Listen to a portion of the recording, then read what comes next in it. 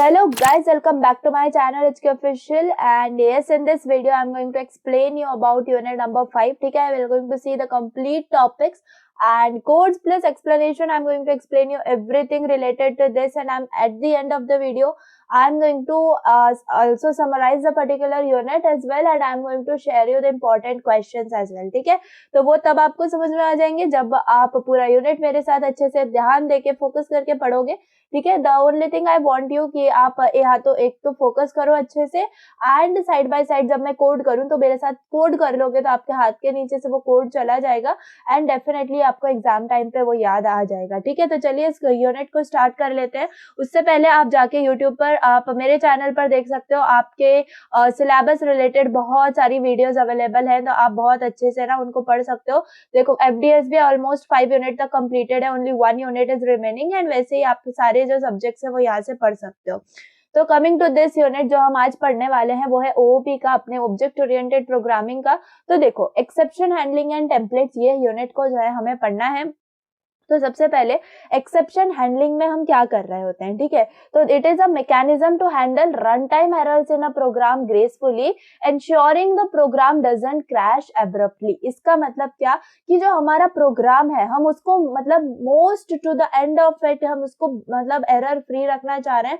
अगर कुछ एरर्स भी आ रहे हैं ना तो हम अपने हिसाब से उनको हैंडल कैसे कर पा रहे होंगे without going crash to the मतलब अगर हमारा प्रोग्राम है तो वो क्रैश नहीं होना चाहिए बेसिकली. तो हम ऐसे हैंडल करें हमारे रन टाइम एरर्स को, तो उसको जो कॉन्सेप्ट हम यूज करते हैं वो होता है एक्सेप्शन हैंडलिंग. ठीक है, what is exception handling? It is a mechanism to handle run time errors in a program gracefully ensuring the program doesn't crash abruptly. Okay, now जो C++ है वो हमारा क्या प्रोवाइड करता है? एक structured way to manage these errors. ठीक है, तो हमारे पास बेसिक 3 ब्लॉक्स होते हैं, try block, throw block and catch block. ठीक है, तो इन तीनों ब्लॉक्स का यूज करके हम एरर्स को जो है मैनेज कर सकते हैं. बेसिकली एक्सेप्शन हैंडलिंग जो है वो परफॉर्म कर सकते हैं. तो हमारे पास क्या कीवर्ड्स हमने देखे? ट्राई, थ्रो और कैच. तो बेसिकली अगर ट्राई देखा जाए तो ये डिफाइन करता है एक ब्लॉक ऑफ कोड जो कि एक्सेप्शन थ्रो कर सकता है. ठीक है, उसकी पॉसिबिलिटी है कि वो कर सकता है, नहीं भी कर सकता है, कर भी सकता है. ओके, तो उसकी जो पॉसिबिलिटी है इसीलिए हम उसको ट्राई के अंदर रख रहे होते हैं. एंड थ्रो ब्लॉक तब यूज होता है जब हमें एग्जैक्टली एक्सेप्शन को थ्रो करना होता है. कैच ब्लॉक को तब यूज किया जाता है जब कोई एक्सेप्शन थ्रो कर दिया है. मुझे बताओ, अगर बॉल कहीं पे हमने थ्रो कर दी है तो स्टेडियम में उसमें पकड़ने वाला भी तो कोई कैच करने वाला भी तो होना चाहिए guys.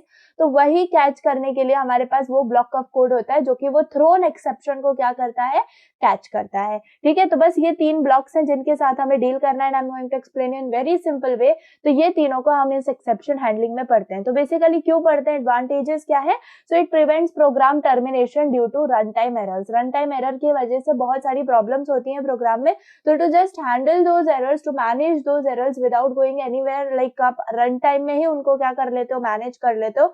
So that is the main advantage of this. It makes programs robust and error resilient, and separates error handling logic from the main logic of the program. तो of course main logic पर कुछ फर्क नहीं पड़ता है, just error handle करने के लिए हम उस logic को लिख रहे होते हैं. Now other error handling techniques के अंदर अगर हम देखें तो कुछ return होते हैं, like function return error codes that the caller must check to determine if an error occurred. यानी कि बेसिकली अगर हम कोड लिख रहे होते हैं तो हमें एरर क्या दिखाता है? कंसोल टर्मिनल के अंदर दिखा रहा होता है. तो वो जो एरर होता है वो रिटर्न करता है हमें कि ये एरर हुआ है, तो हमें खुद क्या करना पड़ता है? उसको एज अ प्रोग्रामर उसको रिजॉल्व करना होता है. ठीक है, नाउ असर्शंस की बात करें तो conditions are checked at run time error using macros like assert from assert library. For condition is false, जो प्रोग्राम होता है वो टर्मिनेट हो जाता है. तो बेसिक ये कुछ मतलब अदर एरर हैंडलिंग टेक्निक्स है. अगर हम एक्सेप्शन हैंडलिंग को साइड में रखते हैं तो एग्जिट कोड भी होता है, यानी कि एग्जिट फंक्शन जो है इसको हम यूज करते हैं to terminate a program with a specific exit status. ठीक है, इसका ड्रॉबैक क्या है? It is not useful, user friendly and results in abrupt termination.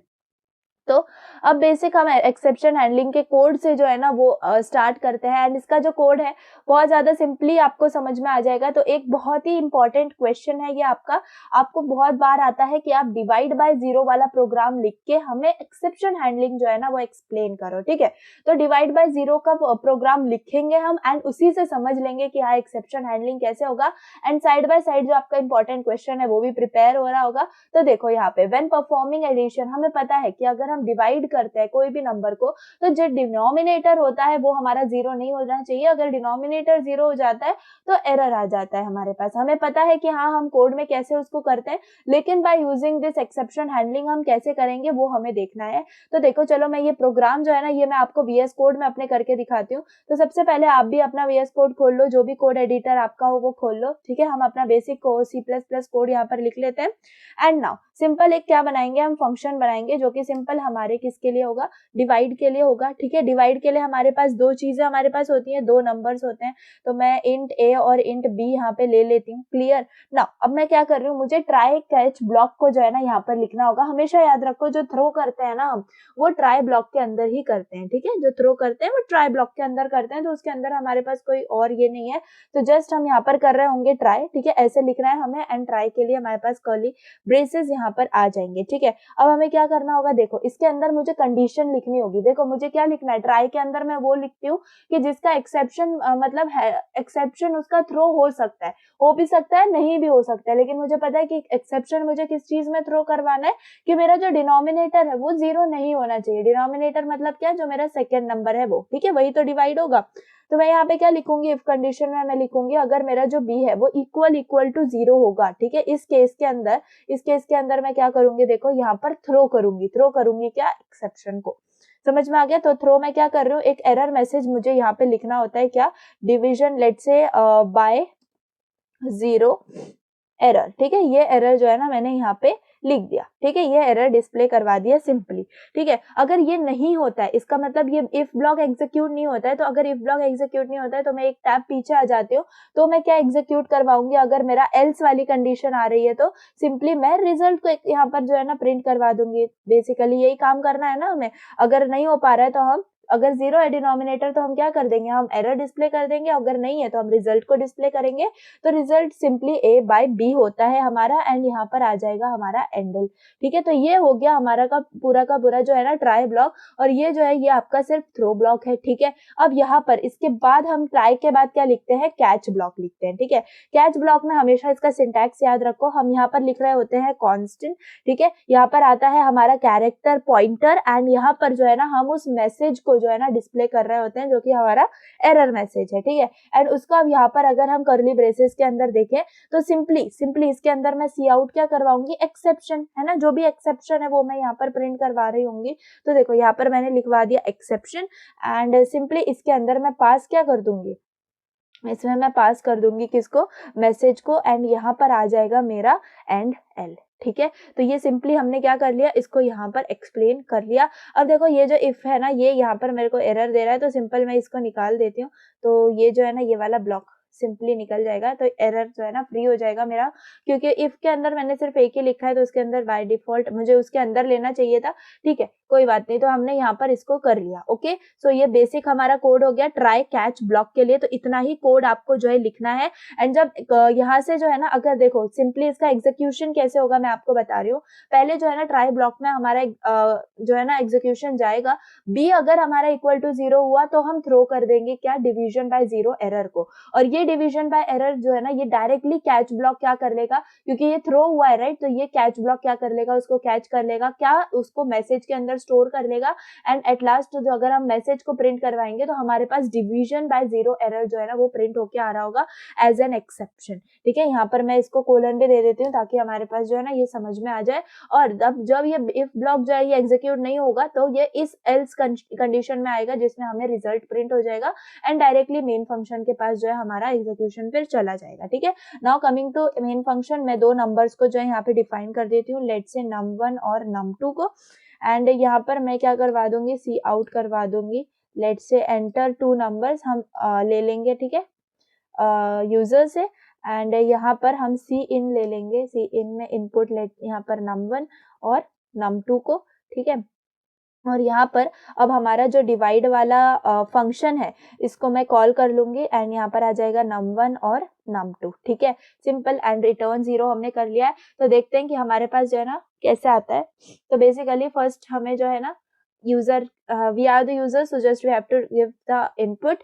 तो लेट्स से अच्छा ठीक है n कैपिटल हो गया, नो वरीज. 10 है हमारे पास first number and let's say 0 है मेरा नेक्स्ट नंबर. ठीक है, तो मेरे पास आ गया क्या एक्सेप्शन, क्या डिवीजन बाय 0 इज एरर. ठीक है, डिवीजन बाय 0 एरर आ गया मेरे पास. अब यही कब अगर मैं ऐसे करूं, क्या अगर मुझे ऐसे करना हो कि लेट्स से मेरे पास दो नंबर्स यूनिक नंबर्स हैं एंड डिनोमिनेटर जो है वो 0 नहीं है, तो मेरे पास क्या आएगा, लेट्स से मेरे पास ये 12 है और मेरे पास 6 है, तो सिंपली मेरे पास रिजल्ट आ गया 2.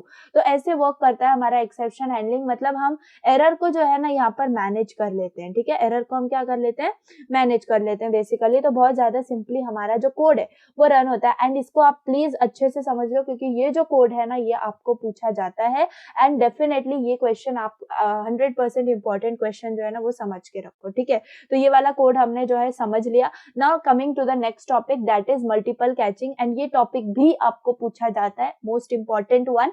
तो मल्टीपल कैच ब्लॉक्स को अगर हमें हैंडल करना है तो वो कैसे करेंगे. तो multiple catch blocks can handle different types of exceptions. ठीक है, ऐसा हो सकता है अभी ये वाला जो केस था इसमें हमारे पास सिर्फ एक ही थ्रो था, यानी कि एक ही एरर मैसेज था, एक ही एरर की कंडीशन थी, क्या कि सिर्फ जो दूसरा नंबर है मेरा वो 0 नहीं होना चाहिए, क्योंकि डिवीजन बाय 0 जो है वो एरर देता है. इसीलिए हम क्या करेंगे, यहाँ पर कभी कभी ऐसा प्रोग्राम होता है जिसमें हमें ज्यादा से ज्यादा एरर्स देखने मिल सकते हैं अलग अलग कंडीशंस पे. तो वो अलग अलग कंडीशंस हैंडल करने के लिए हमारे पास मल्टीपल कैचिंग होनी चाहिए. So multiple catch blocks can handle different types of exceptions. So this helps in identifying and managing specific error types. ठीक है, तो देखो ये जो है इसका फंक्शन है, हम जो है ना इसको कोड कर लेते हैं बेसिकली. एंड ये जो फंक्शन होगा ना ये क्या होगा कि अगर हमारे पास लेट्स से हमारे पास अगर 0 है तो हम 0 को नहीं लेंगे. ठीक है, हम सिर्फ पॉजिटिव नंबर लेंगे, हमें 0 नहीं चाहिए, हमें कोई नेगेटिव वैल्यू नहीं चाहिए, ऐसा कोई कंडीशन नहीं चाहिए. ठीक है, तो ऐसे जो है ना इसके लिए हम एक फंक्शन बना लेते हैं. लेट्स से वॉइड फंक्शन मैंने बना लिया एंड लेट्स से वो है मेरे पास चेक वैल्यू फंक्शन. ठीक है, सेम कोड मैंने आपको नोट्स में प्रोवाइड कर दिया है एंड इसके नोट्स मैंने बहुत पहले भी जो है ना दे दिए थे. तो ये वाले नोट्स मुझे ज्यादा मतलब मैंने अभी बनाए लेक्चर बनाने से पहले, तो ये मुझे ज्यादा ईजी लगे तो वो तो मैंने आपको बनाई दी थी. आप चाहो तो वो भी रेफर कर सकते हो और ये चाहो तो ये भी मैं आपको अभी नेक्स्ट डे अपलोड कर ही दूंगी, तो डेफिनेटली आपको ये भी मिल जाएंगे. ठीक है, तो डोंट वरीज, आपको जिस भी आपको नोट से पढ़ना है आप पढ़ सकते हो. मैंने पहले भी डाले हुए हैं, वो भी सिंपल ऐसे ही है, जस्ट उसमें मैंने थ्योरी ज्यादा ऐड करी हुई है. सिर्फ अगर आपको थ्योरी लिखने में प्रॉब्लम होती होगी तो आप उसको रेफर कर सकते हो. एंड अगर आपको सिंपल कोड्स देखना है, समझ लेना है एंड एक्सप्लेनेशन उन कोड्स का देखना है, लॉजिक समझना है, आप थ्योरी खुद से लिख सकते हो. तो अभी मैं जो ये वाले जो है ना ये वाले जो कोड्स है ना ये जो मेरा नोट्स है ये मैं अपलोड कर दूंगी, तो आप इसको भी रेफर कर सकते हो. सो इट्स अपॉन यू, आपको जो भी रेफर करना है. तो ये सब मिलेगा आपको प्राइवेट टेलीग्राम चैनल पे. So you can just go and just fill the Google form in description and you can join that. So coming to the topic, हमने क्या ले लिया है, हमने चेक वैल्यू फंक्शन को यहाँ पे बना लिया है. यहाँ पर सिर्फ मुझे एक वैल्यू चाहिए होगी जिसको मैं चेक करूंगी कि क्या वो पॉजिटिव है, नेगेटिव है या 0 है. एंड मैंने माइंड में क्या रखा है कि मुझे सिर्फ पॉजिटिव वैल्यू को ही एक्सेप्ट करना है, वैलिडेट है वो उसको ऐसा बोलना है. एंड अदरवाइज अगर नेगेटिव है तो उसमें एरर दिखाना है, और अगर I mean 0 है तो उसको एरर दिखाना है. तो उसके लिए सबसे पहले मैं ट्राई जो है ना ब्लॉक को यहाँ पे लिख रही होंगी. ठीक है, उसके बाद मैं चेक करूंगी क्या इफ हमारी जो वैल्यू है वो अगर लेस देन 0 है, तो सिंपल मैं यहाँ पे ये वापस से नहीं लेते क्योंकि सिंपल 1 लाइन कोड हमें लिखना है. तो यहाँ पर हम सिंपल इफ ब्लॉक के अंदर लिख लेंगे क्या, थ्रो वैल्यू. ठीक है, थ्रो वैल्यू यहाँ पर हम लिख लेंगे क्योंकि हमें क्या करना है, हमें एक्सेप्शन दिखाना है इस केस में. अगर ये नहीं होता है हम एक और कंडीशन ले लेते हैं, हमें क्या है, नेगेटिव वाली भी कंडीशन है राइट, या फिर ये देखो ये नेगेटिव वाली कंडीशन थी, यानी कि वैल्यू जो है लेस देन 0 में नेगेटिव वाली कंडीशन थी.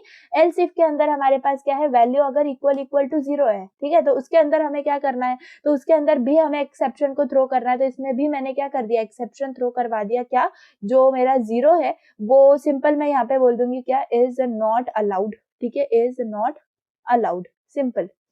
यही मैंने जो है ना इसके अंदर एक्सेप्शन जो है ना एरर जो है वो पास कर दिया.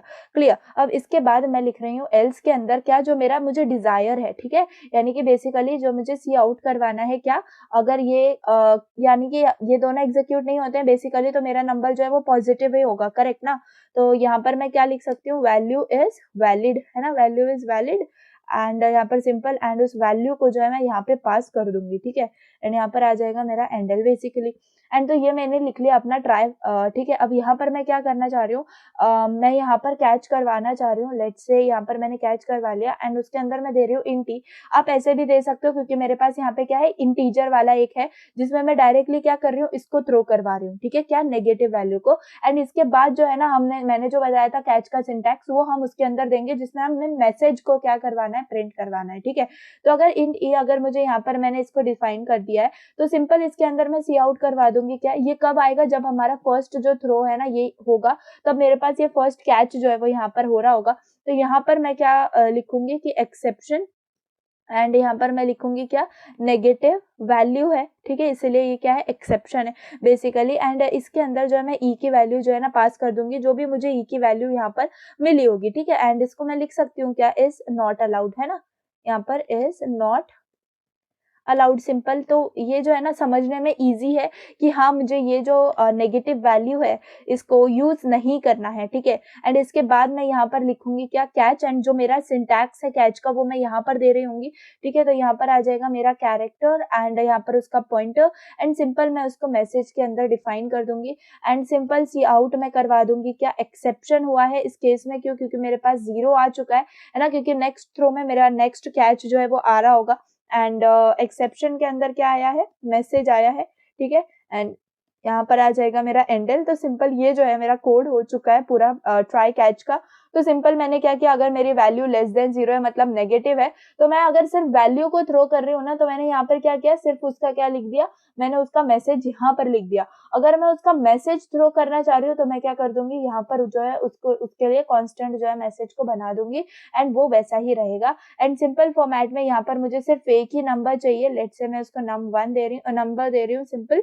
एंड यहाँ पर मैं एंटर करवा लूंगी नंबर को सिंपली, है ना। एंड यहाँ पर भी नंबर को इनपुट ले लेंगे, दैट्स इट। एंड यहाँ पर जो है इस डिवाइड को जो है चेंज कर देंगे, जो हमारी वैल्यू है दैट इज चेक वैल्यू, इसको मैं यहाँ पर दे दूंगी एंड यहाँ पर सिर्फ नम को जो है पास कर दूंगी, ठीक है, यस। तो आई होप अब एरर फ्री हो गया मेरा code. Now let's run and check it. So enter number, let's say मैं -5 को यहाँ पर पुट करना चाह रही हूँ। तो देखो negative value -5 is not allowed, तो ये हमने कर लिया, ठीक है। अब वापस से मैं अगर इसको रन करती हूँ तो मैं 0 डाल के देखती हूँ कि मेरा एक्सेप्शन फॉर 0 भी हैंडल हो रहा है क्या। तो देखते हैं, yes, 0 is not allowed, clear. तो ये हमने कर लिया। अब हम जो है ना पॉजिटिव वैल्यू को डाल के देखते हैं बेसिकली क्या आता है। तो यहाँ पर लेट से मैंने 10 डाल दिया, तो yes, value is valid and यहाँ पर आपको क्या मिल गया, 10, ठीक है। सो ये हमने जो है इसको करना है। एंड ऐसे ही आपको क्वेश्चन आ सकता है क्या, मल्टीपल कैचिंग के लिए। तो आपको यही आप चाहो तो प्रोग्राम एक्सप्लेन कर सकते हो। अगर आपके माइंड में और आइडिया है जहां पर आप और अच्छा प्रोग्राम एक्सप्लेन कर सकते हो, you can go for it, but this is the basic one, ठीक है। सो आई होप आपको समझ में आया होगा। यहाँ पर मैंने तीनों भी आउटपुट्स जो है वो यहाँ पर रखे हुए हैं। तो ये जो एक्सेप्शन हैंडलिंग हमने जो है समझ लिया, ठीक है। Now coming to templates, important part, templates in C++। तो टेम्पलेट्स अलाउ करते हैं हमें टू डिफाइन जेनेरिक फंक्शंस, यानी कि जनरलाइज्ड फंक्शंस। अब जनरलाइज्ड फंक्शंस क्या होते हैं गाइस, देखो अगर हम फंक्शंस लिख रहे होते हैं तो हम इंटीजर वैल्यू को लेते हैं। इसका मतलब अगर नंबर इंटीजर में होगा तभी वो क्या करवाएगा, ऐड करवाएगा। अगर हम फ्लोटिंग नंबर दे रहे हैं तो क्या हो जाएगा, इंटरनली वो इंटीजर में कन्वर्ट होगा एंड उसका एडिशन हमें मिलेगा।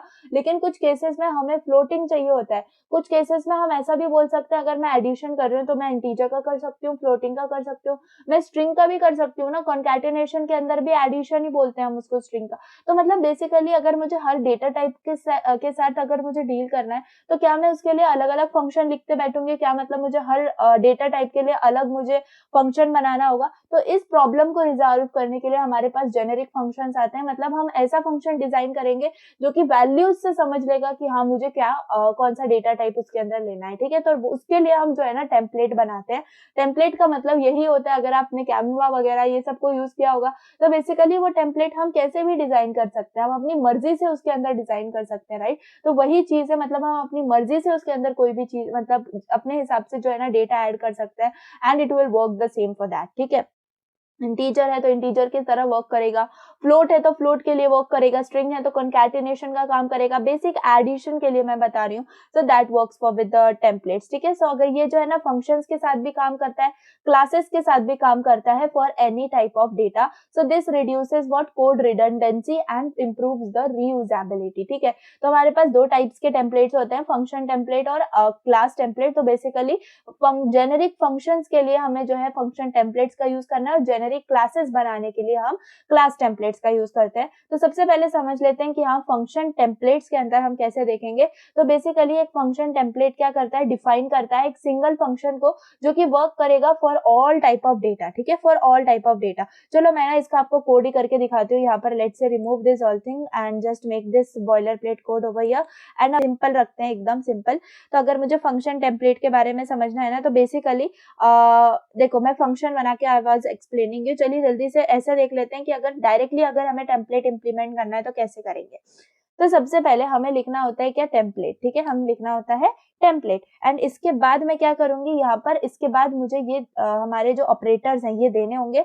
एंड इसके अंदर मुझे दो चीजें पास करनी होती है, एक डायरेक्टली मैं टाइप नेम को पास करती हूँ, ठीक है, यहाँ पर टाइप नेम, ठीक है, टाइप नेम मैंने पास कर दिया एंड उसका मैं ऑब्जेक्ट यहाँ पर बना देती हूँ, लेट्स से टी, ठीक है। ये टी क्या है, ये टी मेरा डेटा टाइप है जो कि हर इसके लिए काम करेगा। लेट्स से अगर मेरे पास मतलब ऐसा समझ लो कि अगर मुझे इंटीजर देना है तो it will work as an integer, अगर मुझे फ्लोट देना है it will work as an float. तो ये जो है मैंने डिफाइन कर दिया, तो ये जो है टेम्पलेट मेरी जो है डिफाइन हो चुकी है।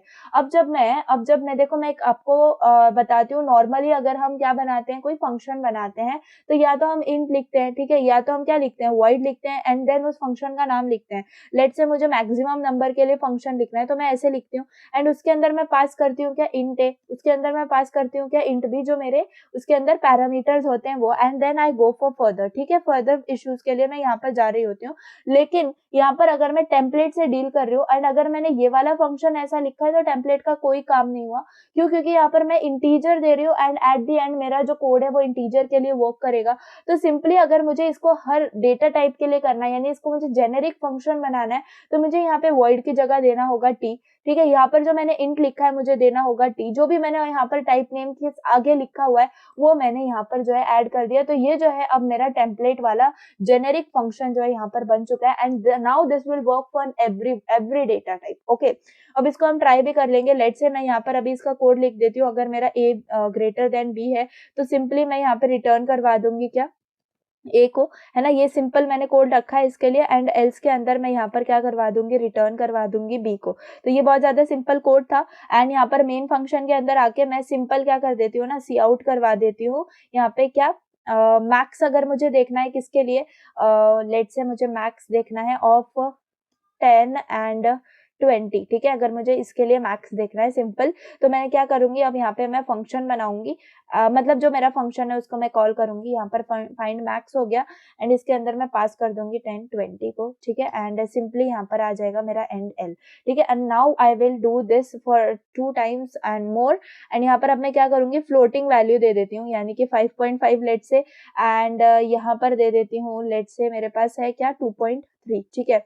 एंड यहाँ पर देख लेते हैं, लेट से मैं अब कोई वैल्यू देती हूँ जो कि होगा कैरेक्टर, तो सिंपली क्या हो जाएगा ना, ये एस्काई वैल्यू के अंदर कन्वर्ट होके मुझे जो है ना कैरेक्टर में ग्रेटर कौन सा है ना वो मुझे दे देगा, ठीक है। तो ये मैंने कर लिया एंड यहाँ पर भी मुझे इसको क्या करना होगा, चेंज, ठीक है। तो 5.5 हो गया एंड यहाँ पर हो गया 2.3 एंड बेसिकली यहाँ पर आ जाएगा मेरा ए एंड ये जो है बेसिकली इधर आ जाएगा मेरा बी, ठीक है। तो ये सिंपल हो गया एंड मेरे सारे एरर्स निकल गए। तो बेसिकली मैंने यहाँ पर क्या करके दिखाना चाह रही हूँ, मैं इंटीजर में करूँ तो भी मुझे मैक्सिमम मिलना चाहिए, मैं अगर यहाँ पर करूँ फ्लोटिंग में तो भी मुझे मैक्स मिलना चाहिए फ्लोटिंग के अंदर, और अगर मैं कैरेक्टर करूँ तो भी मुझे मैक्स मिलना चाहिए कैरेक्टर के अंदर। So if I run this program, let's see, so yes, what I got, maximum of 10 and 20 is 20, maximum of 5.5 and 2.3 is 5.5, maximum of a and b is b related to ASCII values। तो ये जो है ऐसे हमारी template work करती है। अब यही चीज आप चाहो तो आप किसके लिए कर सकते हो, एडिशन के लिए भी कर सकते हो। आपको एडिशन में भी क्या मिलेगा, a प्लस b करके आपको मिल जाएगा। Simple so I hope you understood this code, ठीक है। अब आगे बढ़ते हैं। तो ये वाला जो कोड है आपको समझ में आ गया होगा कि हाँ एग्जैक्टली हम इसके अंदर कर क्या रहे हैं, फंक्शन के साथ कैसे डील कर रहे हैं, ठीक है। नाउ क्लास टेम्पलेट्स के बारे में पढ़ते हैं। क्लास टेम्पलेट्स के अंदर हमारे पास क्या है, class templates defines a single class that works with any data. So basically हम क्या कर रहे हैं, क्लास बनाएंगे हम, ठीक है। तो अगर सिंगल क्लास है वो क्या करनी चाहिए, हर डेटा टाइप के साथ, हर डेटा टाइप के लिए सेम वर्क करनी चाहिए, ठीक है। तो हम ऐसा जो है फंक्शन यहाँ पर बना रहे होंगे। तो बेसिकली अगर मैंने यहाँ पर क्या कर दिया, हैश इंक्लूड आईओस्ट्रीम, सब हमने डाल दिया। क्लास के अंदर जो क्लास कैलकुलेटर वाली मेरी क्लास है उसके अंदर मैंने क्या किया, जो मेरे डेटा टाइप, जो भी डेटा मेंबर्स है मेरे, दैट इज ए बी, उनको मैंने जो टाइप दिया वो क्या दिया, टी दिया। क्यों? क्योंकि मैंने यहाँ पे टेम्पलेट के अंदर जो है उसको टी असाइन किया था, ठीक है। एंड पब्लिक में मैं क्या कर रही हूँ, जब उनको इनिशियलाइज कर रही हूँ by using constructors T X T Y हम यूज करेंगे। एंड फिर ए के अंदर एक्स की वैल्यू डाल रहे होंगे एंड बी के अंदर जो है हम y की वैल्यू डाल रहे होंगे, ठीक है। एंड हम क्या कर रहे हैं, ऐड और सब्ट्रैक्ट, ये दो फंक्शंस को यहाँ पे क्रिएट कर रहे हैं। तो फंक्शंस क्रिएट करने के लिए भी मैंने क्या किया, इंटीजर या वॉइड का यूज नहीं किया, मैंने t का यूज किया, जो कि मैंने अपने टेम्पलेट के अंदर डिफाइन किया है। तो अब जो है ना, ये मेरा जो फंक्शन है, देखो ऐड में a प्लस बी रिटर्न करवा रही हूँ मैं, सब्ट्रैक्ट में a माइनस बी रिटर्न करवा रही हूँ। तो बेसिकली ये जो फंक्शन है ये हर टाइप के डेटा के लिए काम करेगा। तो यहाँ पर मैंने क्या कर दिया, मैं उस कैलकुलेटर को, सपोज मुझे इंटीजर के अंदर करवाना है तो मैंने यहाँ पे इंटीजर पास कर दिया।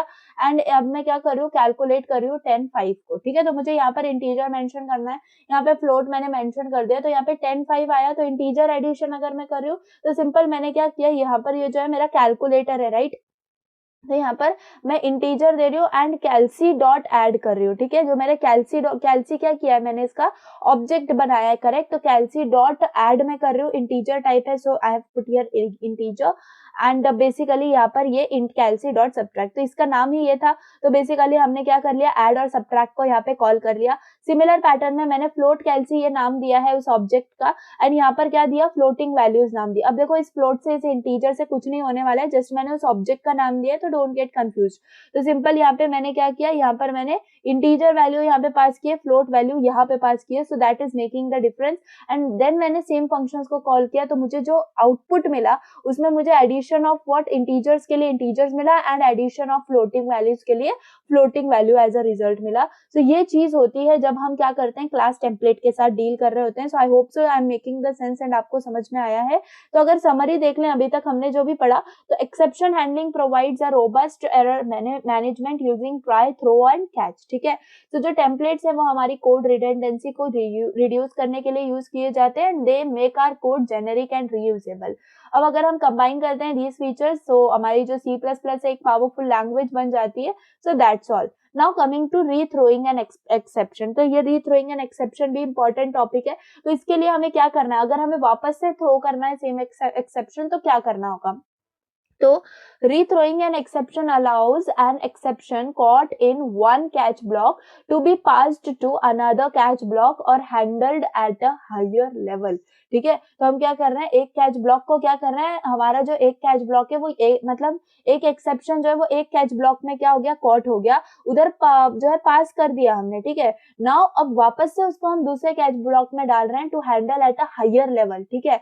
तो हम क्या करेंगे, हम एक बार यूज करेंगे थ्रो को and then statement with the catch block to rethrow the current exception। तो कैच ब्लॉक में ही हम वापस से उसको रीथ्रो कर रहे होंगे एंड देन उसको जो है हम देखेंगे कि आगे उसको क्या करना है, क्लियर।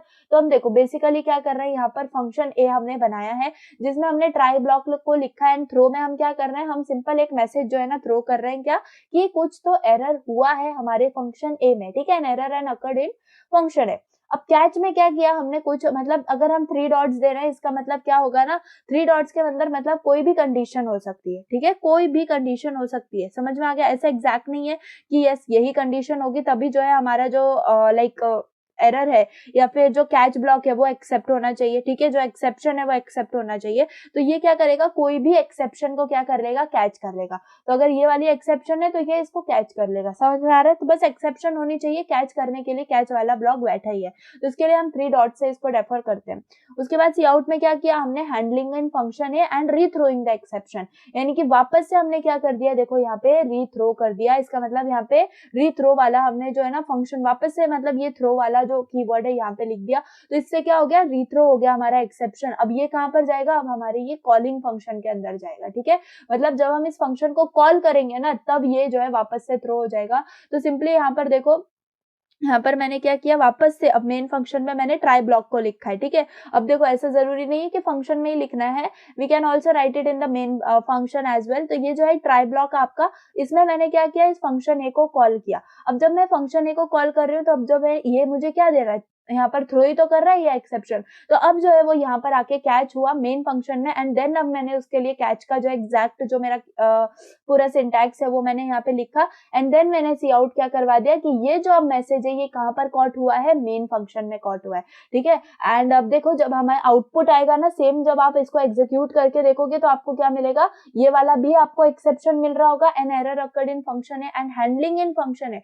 ये क्या मिलेगा, देखो यहाँ का जो एरर है वो तो यहाँ पर मिल गया, वो तो यहाँ पे कैच हो गया, तो अब जो है ये एरर मिला है, ठीक है, ये वाला, तो यहाँ पर जो है वो हमें यहाँ पे मिल रहा होगा। समझ में आया? तो बेसिकली ऐसे जो है हमें इसको समझना है, ठीक है। सो आई होप कि आपको जो फ्लो ऑफ एग्जीक्यूशन है वो समझ में आया है। अगर कंफ्यूजन हो रहा है, ठीक है, मैं फिर से एक बार आपको बताती हूँ। देखो मेन फंक्शन में ये जो फंक्शन ए हमने लिखा है, ये पहले कहाँ पर मिलेगा हमें, ये जाके फंक्शन ए में क्या होगा, कॉल होगा, ठीक है। तो फंक्शन ए में ये कॉल हो गया। अब इंक्लूड फंक्शन ए हमें क्या मिलेगा, एक एक्सेप्शन मिलेगा। क्या, हमें जो फंक्शन ए है वो थ्रो ही तो कर रहा है, राइट। तो वो क्या मैसेज को थ्रो कर रहा है, मुझे बताओ, ये कौन से मैसेज को थ्रो कर रहा है, ये वाले, an error occurred in function A, इसको ही तो थ्रो कर रहा है। समझ में आ गया? अब ये जो एक्सेप्शन है ये कौन कॉट करेगा इनसाइड द फंक्शन ए, तो वो ये वाला जो कैच ब्लॉक है वो क्या करेगा, कैच कर लेगा, ठीक है। अब इसके अंदर क्या मैसेज है, हैंडलिंग इन फंक्शन है, रीथ्रोइंग द फंक्शन, ठीक है। तो ये जो है अब प्रिंट होगा, तो सबसे पहले प्रिंट क्या हुआ, हैंडलिंग इन फंक्शन है, रीथ्रोइंग द एक्सेप्शन। क्लियर है यहाँ तक?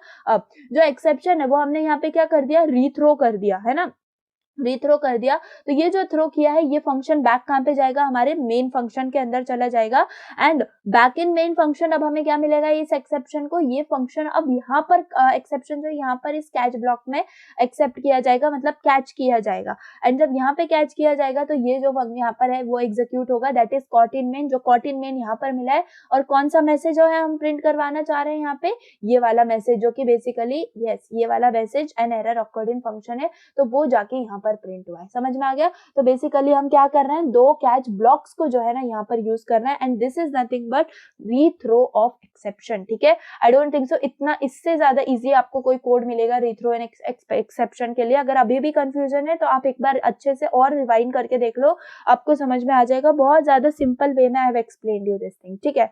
Now coming to the next, that is exception specifications, ठीक है। तो जो ओल्डर C++ है, exception specifications were used to declare the type of exceptions a function might throw, ठीक है, यानी कि कौन से टाइप का जो फंक्शन है वो हमारा जो फंक्शन है वो थ्रो कर सकता है, तो वो हम यूज करते थे एक्सेप्शन स्पेसिफिकेशंस को। सिंटैक्स कैसा होता था, वॉइड फंक्शन होता था, एंड थ्रो करवाते थे हम टाइप 1 टाइप 2 टाइप के हमारे एक्सेप्शंस। लेकिन मॉडर्न C++ में हम क्या करते हैं, नो एक्सेप्ट ये कीवर्ड आ गया, जो कि यूज किया जाता है to specify that a function does not throw exceptions, यानी कि जो हमारा फंक्शन है, कोई भी फंक्शन है, वो कोई भी अगर एक्सेप्शन थ्रो नहीं कर रहा है तब हम इसको यूज करेंगे, ठीक है, नो एक्सेप्ट कीवर्ड को यूज करेंगे। एंड इसका मतलब क्या है कि कोई भी एक्सेप्शन ये थ्रो नहीं कर रहा है, ठीक है। देखो यहाँ पर ये क्या फंक्शन है, सेफ फंक्शन, ठीक है, सेफ फंक्शन है, एंड इसके आगे हमने क्या कर लिया, नो एक्सेप्ट कीवर्ड का यूज कर लिया। एंड अब इसमें सी आउट क्या करवा रहे हैं, दिस फंक्शन गारंटीज क्या, नो एक्सेप्शन, इसके अंदर कोई भी एक्सेप्शन नहीं हो सकता। अब एक और फंक्शन हमने क्रिएट किया है, लेट्स से इसका नाम है रिस्की फंक्शन, जो कि थ्रो कर पा रहा है। तो हमने यहाँ पे क्या कर लिया, थ्रो कर लिया, जो कि है इंटीजर टाइप, ठीक है। तो वो इंट अगर होगा, इंटीजर अगर हमें मिलेगा तो वो उसको थ्रो कर देगा। एंड लेट्स से हमने इसके अंदर ही पास क्या कर दिया, थ्रो 10, अगर 10 मिल गया इसका मतलब इंटीजर मिल गया, तो वो क्या कर देगा, इस 10 को थ्रो कर देगा, ठीक है, एज अ एक्सेप्शन। अब मेन फंक्शन में आएंगे, अब हम सेफ फंक्शन को डायरेक्टली कॉल करेंगे। सेफ फंक्शन में कोई भी हमारा एक्सेप्शन है क्या, नहीं है, तो हम क्या करेंगे, उसको डायरेक्टली कॉल कर लेंगे। अब यहाँ पर देखो, अब हमें रिस्की फंक्शन को कॉल करने के लिए अगेन ट्राई कैच ब्लॉक को लिखना पड़ेगा, क्योंकि वो क्या कर रहा है, एक्सेप्शन थ्रो कर रहा है, राइट। तो यहाँ पर मैंने क्या किया, ट्राई एंड उस रिस्की फंक्शन को यहाँ पर कॉल कर लिया। अब मैं कैच करूंगी, क्योंकि वो थ्रो कर रहा है ना, उसको कैच करने वाला वहां पे कुछ नहीं है, तो मुझे यहाँ पर उसको कैच करना पड़ेगा। एंड इंटीजर में मैं उसको टाइप दे रही हूँ एंड ई लेट से उसका जो कोई भी मैसेज होगा वो होगा, तो यहाँ पर सी आउट क्या करवा दिया मैंने, कॉट एक्सेप्शन, एंड यहाँ पर अब जो 10 है उसको मैं पास कर दूंगी, तो मुझे जो आउटपुट मिलेगा उसमें फॉर सेफ फंक्शन तो मुझे मिलेगा क्या, this function guarantees no exceptions, और जो मेरा कॉट एक्सेप्शन है वो यहाँ पर मुझे मिल जाएगा जब मेरा रिस्की फंक्शन जो है कॉल होगा, एंड देन इसमें मुझे पास मिल जाएगा मेरा इंटीजर। समझ में आ गया कि इसमें कैसे कर रहे हैं? तो जस्ट नो एक्सेप्ट का यूज जो है हमें एक्सेप्शन स्पेसिफिकेशंस के अंदर एक्सप्लेन करना है, दैट्स इट, ठीक है। Now the next is your user defined exceptions, ठीक है। So now let's understand user defined exceptions. तो देखो एक्सप्लेनेशन के अंदर क्या है, custom exceptions allows classes allow specific error handling and more meaningful error descriptions, so this is derived from exception class or any base class। तो basically हम क्या कर रहे हैं, यूजर डिफाइन कर रहा है उन एक्सेप्शंस को। तो बेसिकली यहाँ पर क्या है हमारे पास, देखो सबसे पहले तो हमने आईओस्ट्रीम को हमने इंक्लूड किया है, एक्सेप्शन भी फाइल को हम इंक्लूड कर रहे हैं, क्यों, ताकि वो हमारे एक्सेप्शन हैंडलिंग में वर्क कर पाए ना। यहाँ पर यूजिंग नेम स्पेस हो गया। यहाँ पर जो क्लास फंक्शन है हमारा वो हमारा है माई क्लास, ठीक है। हम क्या कर रहे हैं, ये डिफाइन कर रहे हैं एक कस्टम एक्सेप्शन को, ठीक है। कस्टम एक्सेप्शन यानी कि खुद से हम डिफाइन कर रहे हैं, तो इसीलिए हमने उसका नाम दिया है माई एक्सेप्शन क्लास, एंड ये रिटर्न क्या करवा देगा, हमारा कस्टम एरर मैसेज, ठीक है, जो हम जो है ना करना चाह रहे हैं, बेसिकली थ्रो करना चाह रहे हैं। तो देखो यहाँ पर मैंने पब्लिक में क्या कर दिया, यहाँ पर कांस्टेंट कैरेक्टर व्हाट का यूज किया है। अब ये व्हाट मेथड को क्यों यूज किया जाता है, टू ओवरराइड, ठीक है। बेसिकली इसको मैं ओवरराइड कर रही हूँ this method from exception class to return a custom error message basically. तो सिंपल ये व्हाट मेथड को यहाँ पे फंक्शन को यहाँ पे लिख दिया कांस्टेंट, एंड यहाँ पर मैं लिख रही हूँ नो एक्सेप्ट एंड ओवरराइड, ठीक है। तो सिंपली इसमें मैं क्या करवा दूंगी, रिटर्न करवा दूंगी क्या, यूजर डिफाइंड एक्सेप्शन अकर्ड, ठीक है। यूजर डिफाइंड एक्सेप्शन अकर्ड, ये मैंने सिंपल प्रिंट करवा दिया। तो जस्ट इसका ये जो सिंटैक्स है ये हमें याद रखना है, जहाँ पे मैं सिर्फ वर्ड को क्या कर रही हूँ, वर्ड को मैं ओवरराइड कर रही हूँ। समझ में आ गया, वर्ड को मैं सिंपल ओवरराइड कर रही हूँ। तो ये तो मैंने अपना जो यूजर डिफाइंड एक्सेप्शन क्लास है इसको तो मैंने डिफाइन कर लिया। अब मैं एक फंक्शन बना रही हूँ to check if the passed value is negative, ठीक है। तो अगर मेरी नेगेटिव होगी तो मैं क्या कर दूंगी, थ्रो कर दूंगी माय एक्सेप्शन, यानी जो ये यूजर डिफाइंड एक्सेप्शन मैंने यहाँ पर बनाया है इसमें को मैं क्या कर दूंगी, पास कर दूंगी। समझ में आ रहा है ना। मेन फंक्शन में आके मैं क्या कर रही हूँ, मैं ट्राई कैच मैंने ब्लॉक बनाया, एंड बेसिकली यहाँ पर चेक वैल्यू कर रही हूँ, एंड उसमें मैंने वैल्यू दे दी है -1। तो बेसिकली ये क्या करेगा, कॉल करेगा मेरे चेक वैल्यू फंक्शन को विद अ नेगेटिव नंबर जो कि -1 है। सो यहाँ पर मैं क्या कर रही हूँ, मैं कैच कर रही हूँ, एंड माय एक्सेप्शन के अंदर मैंने क्या कर दिया, एम्परसेंड में मतलब एड्रेस पास कर दिया मेरे ई का। तो ये क्या करेगा, कैच करेगा exception of type my exception, ठीक है। माय एक्सेप्शन जो है ना इसके टाइप का ये जो है यहाँ पर कॉल करेगा, कैच करेगा बेसिकली, एंड सिंपल हम सी आउट करवा देंगे ई डॉट वॉट, ठीक है। तो बेसिकली ये प्रिंट करवा देगा जो मैसेज है जो हमने रिटर्न किया था बाय द वॉट मेथड, ठीक है। सो ये जो है ना यहाँ पर व्हाट मेथड में जाके ये जो है ना मैसेज ये स्टोर हुआ था, एंड बेसिकली हम इसको क्या करवा रहे हैं, हम यहाँ पे सी आउट करवा रहे हैं, एंड नाउ रिटर्न 0। सो ये हमने क्या करवा दिया, एंड अब जब इसको हम कॉल करेंगे तो हमें क्या मिल जाएगा, यूजर डिफाइंड एक्सेप्शन ऑकर्ड, ठीक है। क्यों, क्योंकि ये वाला जो फंक्शन है, ये जो एरर है वो हमें यहाँ पे मिला, क्यों, क्योंकि ये -1 जो है यहाँ पर था। अगर -1 नहीं होता तो हमें ये जो एरर है ये नहीं दिखता। समझ में आ गया। तो ये होता है यूजर डिफाइंड एक्सेप्शंस। तो इसके अंदर सिंपल ये जो सिंटैक्स है ये हमें याद रखना होता है, एंड सिंपल ये याद रखना होता है कि हम एक क्लास डिफाइन करते हैं, एंड उसके बाद एक फंक्शन ले लेते हैं कि जिसके अंदर हम चेक कर रहे हैं कि वही जो एक्सेप्शन ब्लॉक हमने बनाया था उसी को यहाँ पे कॉल करते हैं थ्रो के अंदर, ताकि वही एक्सेप्शन जो है वो यहाँ पे थ्रो हो पाए, जो कि बेसिकली हमने एज ए यूजर उसको डिफाइन किया था, एंड सिंपल उसको वहां पर हम यहाँ पर मेन फंक्शन में कॉल कर रहे होंगे। तो बस यही है फंक्शन, एंड जस्ट इसके अंदर हम व्हाट फंक्शन मेथड का यूज करते हैं। Clear. So this was all about your user defined function. Now processing unexpected exceptions. तो हम using unexpected एक function होता है, इससे हम कर सकते हैं handle क्या, exceptions को which are not listed in exception specifications. So basically ये जो processing unexpected exceptions है, तो ये unexpected जो function है इसको अभी remove कर दिया गया है modern C++ से। तो basically अभी ये question आना थोड़ा सा मतलब आप ऐसा समझ सकते हो नहीं आएगा, क्योंकि अब ये function ही use नहीं होता है। तो फिर भी अगर आप चाहो तो इसके पास्ट कोड्स देख सकते हो जाके, क्योंकि ये रन नहीं होगा बेसिकली, तो सिंपल आप इसको देख सकते हो। एक और लास्ट में आपका एक फंक्शन है, आई थिंक एक्सपोर्ट फंक्शन है, तो वो भी है, लेकिन फिर भी मैंने उसका जो पास्ट से कोड है वो उठा के यहाँ पे आपको लिखा है, ताकि अगर आपको उसके ऊपर क्वेश्चन आए तो आप लिख सकते हो। तो बेसिकली अनएक्सपेक्टेड फंक्शन है, इसका कुछ ज्यादा आ नहीं सकता है। तो चलिए हम आगे बढ़ते हैं। Constructor, destructor and exception handling. तो कंस्ट्रक्टर डिस्ट्रक्टर के हेल्प से हम अब एक्सेप्शन हैंडलिंग के अंदर क्या देख सकते हैं। तो देखो, constructor, if an exception is thrown in a constructor, the object is not created and its destructor is not called। मतलब क्या कि अगर एक्सेप्शन जो है वो थ्रो किया जाता है हमारे कंस्ट्रक्टर के अंदर, तो कोई ऑब्जेक्ट जो है वो क्रिएट नहीं होता और हमारा जो डिस्ट्रक्टर है वो भी कॉल नहीं होता, ठीक है, सिर्फ अगर कंस्ट्रक्टर को दिया जा रहा है। और डिस्ट्रक्टर्स में avoid throwing exceptions from destructors because destructors are calling during stack unwinding and it can cause undefined behaviour if an exception is already active. यानी कि कभी भी देखो, कंस्ट्रक्टर को हम एक्सेप्शन थ्रो कर सकते हैं, तो उस केस में ना ऑब्जेक्ट क्रिएट होगा और ना ही डिस्ट्रक्टर कॉल होगा। लेकिन अगर आप डिस्ट्रक्टर को थ्रो कर रहे हो एक्सेप्शन, तो डिस्ट्रक्टर अनयूजुअल बिहेवियर जो है, अनडिफाइंड बिहेवियर जो है वो हमें एक्सप्रेस करेगा अगर एक्सेप्शन एक्टिव होगा तो, ठीक है। तो यहाँ पर ये एग्जांपल है, देखो कोड है मेरे पास एंड मैंने क्लास क्रिएट की है डेमो, उसके अंदर मैंने एक कंस्ट्रक्टर क्रिएट किया है जो कि same name as of my class है एंड इसमें मैं सी आउट करवा रही हूँ क्या, कंस्ट्रक्टर सिंपली कॉल्ड। अब मैं क्या कर रही हूँ, इसमें थ्रो कर रही हूँ क्या, एक्सेप्शन इन कंस्ट्रक्टर। तो जब मेरा कंस्ट्रक्टर, अब देखो कंस्ट्रक्टर डिस्ट्रक्टर ऐसी चीजें हैं जिनको हम कॉल नहीं करते डायरेक्टली, ये खुद कॉल हो जाते हैं जब हमारा ऑब्जेक्ट क्रिएट होता है, ठीक है। तो बेसिकली यहाँ पर ये कंस्ट्रक्टर के लिए हमने क्या कर दिया, अगर जब कंस्ट्रक्टर कॉल होगा तब ये जो एरर है, जो एक्सेप्शन है वो भी कॉल होगा, that is exception in constructor. अब ये हो गया कंस्ट्रक्टर के लिए। अब जो डिस्ट्रक्टर है उसके लिए मैंने सिंपल क्या करवा दिया, सी आउट करवा दिया डिस्ट्रक्टर कॉल्ड। इसके अंदर मैंने थ्रो नहीं किया क्योंकि हमें पता है ये अनडिफाइंड बिहेवियर जो है वो शो करता है।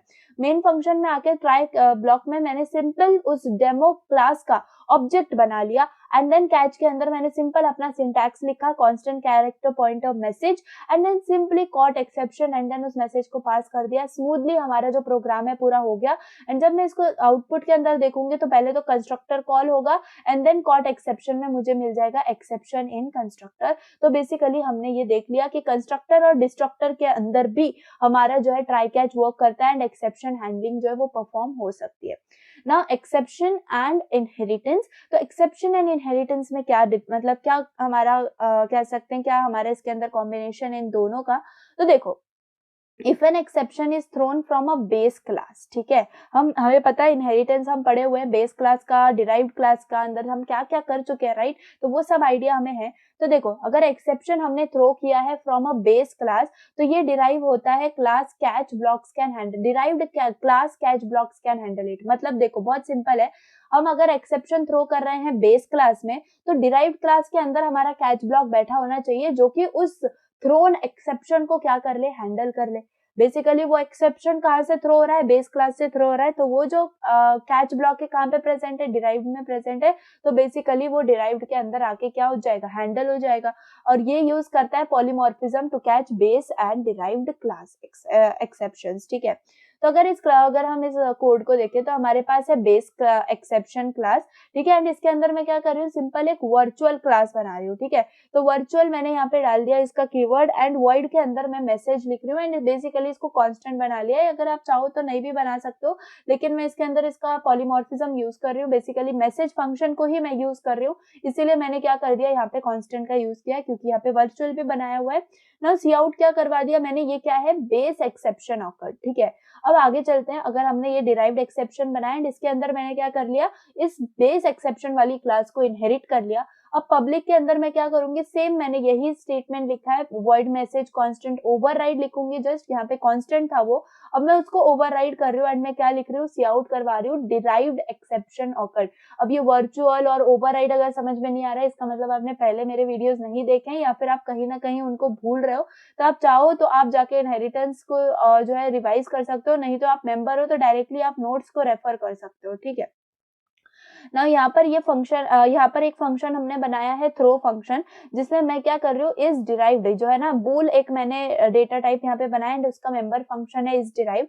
तो बेसिकली ये ट्रू दिखाएगा कब, जब हमारा जो डिराइव्ड एक्सेप्शन वाला है ये आएगा, तब हम इसको यहाँ पर रखेंगे। मतलब अगर इज डिराइव्ड ट्रू आता है मेरे पास तो मैं थ्रो करवाऊंगी डिराइव्ड एक्सेप्शन को, और अगर फॉल्स आता है तो मैं क्या करवाऊंगी, बेस एक्सेप्शन को यहाँ पर कॉल कर रही होंगी। ठीक है, तो दोनों में से मैं दोनों को भी कॉल कर पा रही होंगी अगर मेरा इज डिराइव्ड फंक्शन है। एंड मेन फंक्शन में मैं क्या कर रही हूँ, थ्रो कर रही हूँ एक्सेप्शन को, एंड अगर वो ट्रू है, क्योंकि यहाँ पर मैं या तो ट्रू दूंगी या फॉल्स दूंगी, समझ में आ रहा है। तो अगर ट्रू दे रही हूँ इसका मतलब डिराइव्ड एक्सेप्शन जो है वो आ जाएगा, एंड उसके अंदर जो मेरा थ्रो किया हुआ होगा वो कैच होगा हमारे यहाँ पर आके, एंड ई डॉट मैसेज में मैं उसको प्रिंट करवा दूंगी। तो देखो जैसे कि मैंने थ्रो एक्सेप्शन में ट्रू दिया तो डिराइव्ड एक्सेप्शन कॉल होगा, डिराइव्ड एक्सेप्शन कॉल होगा तो मेरे पास ये वाला मैसेज प्रिंट होगा, डिराइव्ड एक्सेप्शन अकॉर्ड, एंड वही मुझे आउटपुट में यहाँ पे प्रिंट हुआ है। क्लियर? सो बस ऐसे ही आपको यहाँ पर इसको शो करना है। चाहो तो सेम एग्जाम्पल, सेम कोड, अब देखो मैं ये कोड जो है ना, आपको इससे ज्यादा कोई मतलब इजी या इससे ज्यादा कोई छोटा कोड जो है आपको नहीं दे सकता। मैं एकदम टॉप लेवल पे जाके एकदम इजीएस्ट आपके लिए कोड ढूंढ के लाती हूँ एंड देन आपके लिए यहाँ पर लिखती हूँ। तो प्लीज आप यही फॉलो करना। ओके, सो यहाँ पर अभी तक हमने क्या क्या पढ़ लिया, हमने रीथ्रोइंग ऑफ एक्सेप्शन पढ़ लिया। देखो समराइज कर रही हूँ मैं, थोड़ा सा याद भी रहना चाहिए हमें पिछला। तो रीथ्रोइंग एक्सेप्शंस में हमने क्या देखा, we are passing the exceptions to higher level, ताकि हम वापस से थ्रो फंक्शन का यूज कर रहे थे। एक्सेप्शन स्पेसिफिकेशंस में हमने नो एक्सेप्ट को यूज किया। यूजर डिफाइंड एक्सेप्शंस में हमने क्या किया, हमने अगेन एक्सेप्शन जो है वो खुद डिराइव की क्रिएट करके। एंड देन कंस्ट्रक्टर्स डिस्ट्रक्टर्स में हमने देखा कि हाँ वो कैसे डिस्ट्रक्टर्स, मतलब स्पेशली डिस्ट्रक्टर्स में हम कैसे हैंडल कर रहे हैं।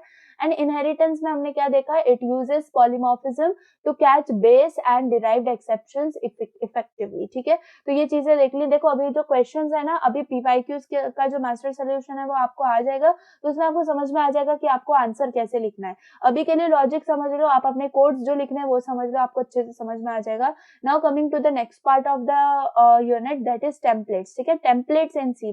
सो वैसे तो ये न्यू टॉपिक नहीं होगा हमारे लिए, why because templates in C++ के बारे में हमने अभी स्टार्ट ऑफ द लेक्चर में ही हमने बहुत सारे कोड्स देख लिए फंक्शन टेम्पलेट, क्लास टेम्पलेट के बारे में। तो जस्ट उसके अंदर हमें एक्स्ट्रा और क्या पढ़ना है वो हम यहाँ पे देखेंगे। तो basic the power of templates क्या होता है। So templates in C++ allow creating generic functions and classes, we know this thing. Advantages के अंदर, it avoids code duplication, it enhances reusability and flexibility, and it also provides type safety. ठीक है, तो ये कुछ एडवांटेजेस हैं जो कि मैं ऑलरेडी आपको बता चुकी हूँ। एप्लीकेशंस इसके हमने क्या क्या देखे थे ऑलरेडी, यहाँ पर ये और आपके हो सकते हैं क्या, sorting algorithms for different data types. तो जो हम सॉर्टिंग एल्गोरिथम्स देख रहे होते हैं ना, तो अब वो हम अलग अलग डेटा टाइप्स के लिए भी लगा सकते हैं। सो फॉर दैट पर्पस हम टेम्पलेट्स का यूज कर सकते हैं। Then we have generic data structures like stacks, queues and link list, जिनके अंदर भी हम किसका यूज कर सकते हैं, टेम्पलेट्स का, to make them generic functions. Okay, now function template के बारे में अभी देखो, अगर सिंपल आपको फंक्शन टेम्पलेट एक्सप्लेन करने आए तो आप क्या करोगे। बाकी हमने कोड देख लिया, कॉन्सेप्ट समझ लिया कि हाँ इसको कैसे करना है। Still I am explaining you again. देखो जो फंक्शन टेम्पलेट है ये डिफाइन क्या करता है, blueprint for creating functions that work with any data type, right. तो यहाँ पर इसका सिंटैक्स पहले आप शो करोगे, आपने एक दो लाइन में आपने डिफाइन कर दिया एग्जैक्टली फंक्शन टेम्पलेट क्या करता है। एंड सिंटैक्स में आप क्या दिखाओगे, सबसे पहले तो ये लाइन आप लिखोगे टेम्पलेट टाइप नेम टी। ठीक है, तो इससे जो है ना ये टी अब क्या बन जाता है, हमारा जेनेरिक डेटा टाइप बन जाता है, जिसको एवरी टाइम एनी टाइम जहाँ पर हमें इंटीजर या फिर किसी डेटा टाइप को मेंशन करना होता है वहां पर हम टी मेंशन करेंगे। इसका मतलब वो जेनेरिक बन जाएगा ताकि हम कोई भी डेटा टाइप उसके अंदर डाल के देख सकें। सो बेसिक ये सिंटैक्स है। एंड यहाँ पर टी है हमारा फंक्शन नेम हमने लिखा, and T argument 1 T argument 2, ये तो बेसिक मैंने आपको कोड करके दिखाया था। And what ever may be the function logic आप इसके अंदर लिख सकते हो। ये देखो आपका प्रोग्राम जो मैंने आपको A+B के लिए करने बोला था वो आप ऐसे कर सकते हो। कैसे, सिंपली आप यहाँ पे क्या करोगे, टेम्पलेट टाइप नेम टी लिखोगे, टी ऐड आपने कर दिया, टी हमने डिफाइन कर दिया, एंड रिटर्न हम करवा देंगे क्या, A+B।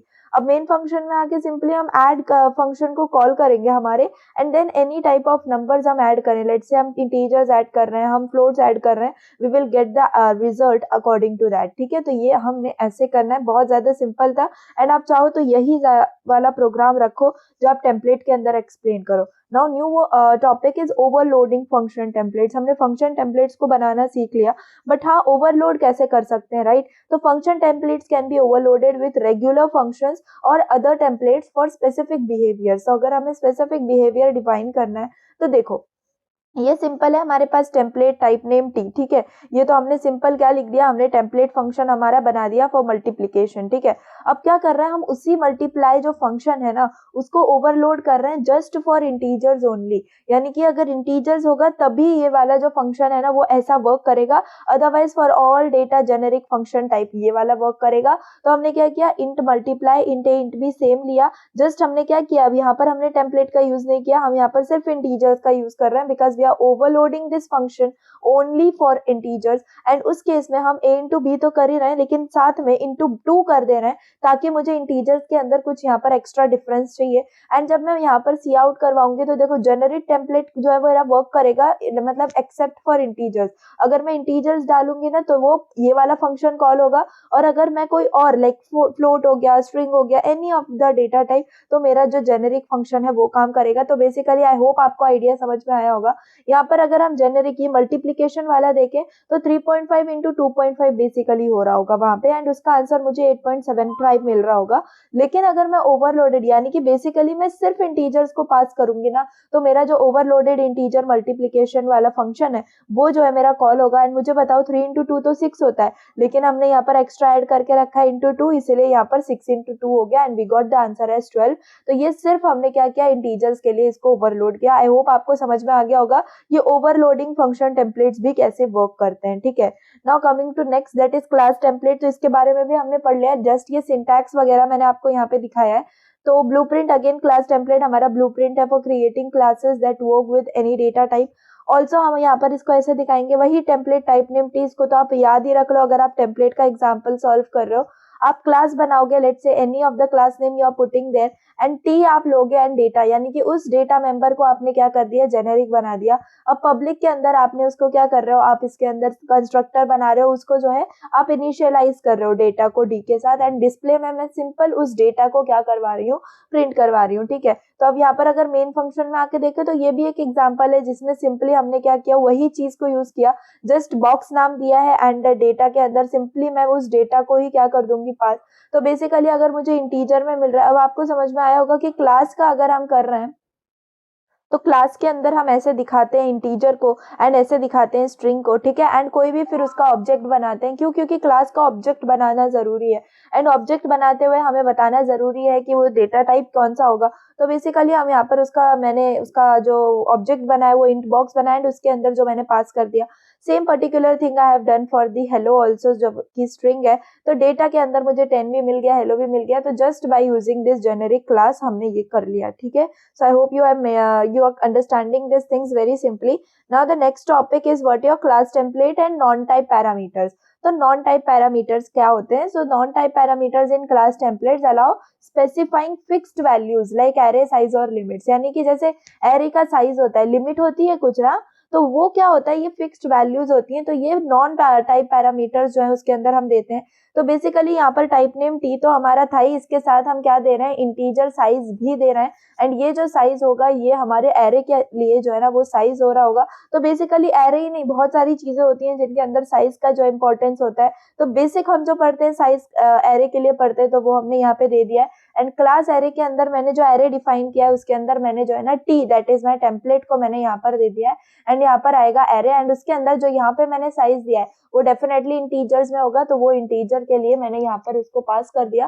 देन पब्लिक के अंदर मैं क्या कर रही हूँ, मैंने एक सेट फंक्शन बनाया है जिसमें मैं इंडेक्स को तो इंटीजर रख रही हूँ, यानी इंडेक्स तो मेरा इंटीजर होना चाहिए, मेरा जो वैल्यू है उसको मैंने क्या कर दिया, टेम्पलेट के थ्रू मैंने उसको जेनेरिक बना दिया, यानी कि वो कोई भी डेटा टाइप को अलाउ कर सकता है। अगर हमारा जो इंडेक्स है वो ग्रेटर देन इक्वल टू 0 हुआ, और एंड यहाँ पर हमने लिखा है एंड मतलब दोनों भी कंडीशंस जो है वो ट्रू होनी चाहिए तभी एग्जीक्यूट होगा आगे का कोड। तो अगर हमारा index greater than equal to 0 है and index less than size है, तभी हम क्या करेंगे, उस वैल्यू को हमारे एरे ऑफ इंडेक्स के अंदर डाल रहे होंगे। समझ में आ रहा है?